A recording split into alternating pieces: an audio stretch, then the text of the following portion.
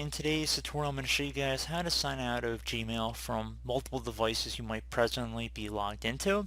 So it's usually a good practice if you might log into a lot of different computers and phone and mobile tablet devices that maybe you forget which devices you logged into, or perhaps you logged into a public computer and you forgot to sign out of it.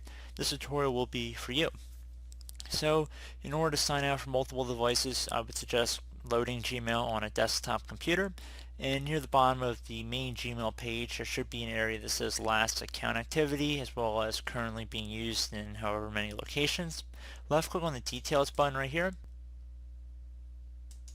So you're going to see all your account activity listed below the recent activity field.